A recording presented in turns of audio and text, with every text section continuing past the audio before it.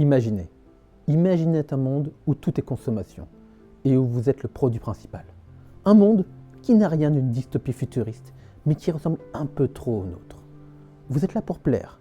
Votre tenue, votre sourire, chaque trace de maquillage n'est plus là pour vous rendre belle, mais uniquement pour répondre aux dictats sociaux. C'est l'histoire d'une femme ordinaire vivant sa vie et qui se fait lentement digérer par celle-ci. Bienvenue dans La femme comestible de Margaret Atwood.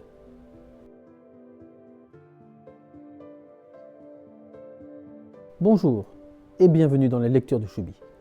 Aujourd'hui, je ne pourrai pas vous montrer le livre directement, je l'ai déjà rendu à la bibliothèque de mon quartier. Pas de chance.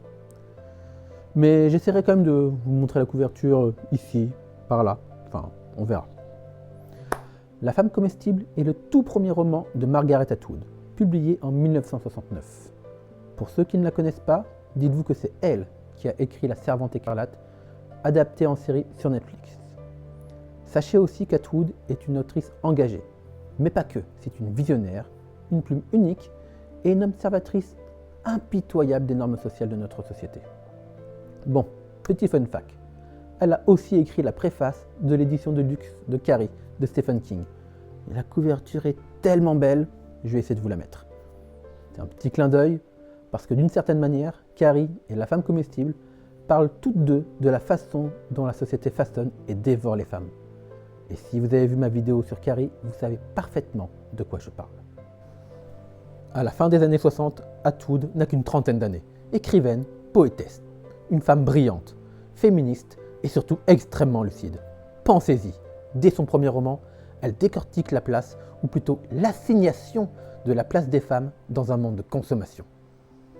Marianne, l'héroïne du roman, a elle aussi la trentaine.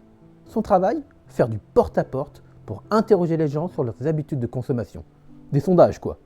Pas le métier le plus passionnant au monde, si vous voulez mon avis. Et cela reflète parfaitement la vacuité de son monde. En plus du personnage principal, j'aimerais vous parler de 4 personnages secondaires qui pour moi sont très importants. Clara, ancienne camarade de classe, prisonnière d'un quotidien domestique ultra chargé avec 3 enfants en bas âge. Malgré son mari très aidant pour l'époque, elle est débordée. Ce sera elle la figure de stabilité pour Marianne. Vient par la suite Ansley, sa colocatrice, anti-patriarcat, voulant un enfant, mais sans père. Elle représente pour moi le côté anticonformiste, tout en suivant pour autant les codes de la société. Vint ensuite Duncan, une figure étrange et insaisissable que je vous laisserai découvrir par vous-même.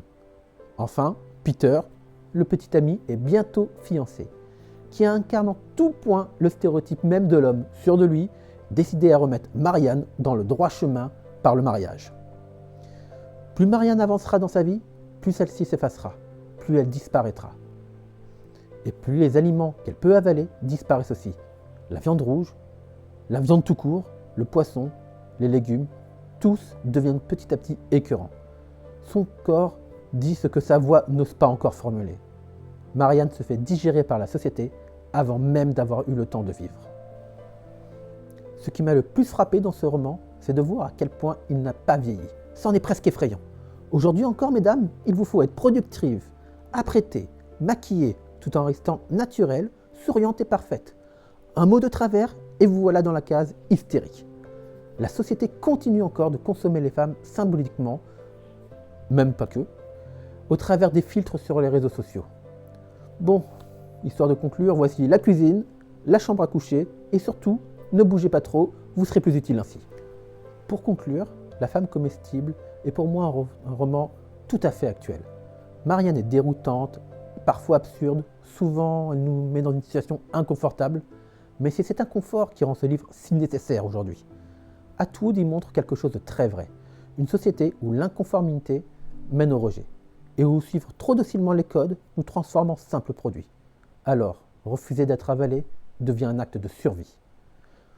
Avant de terminer, je voudrais remercier la chaîne Link Off, qui a fait une vidéo sur la femme comestible. C'est lui qui m'a motivé à me lancer dans l'aventure et à créer les lectures de Choubi. Donc merci à lui et à bientôt pour d'autres lectures. Abonne.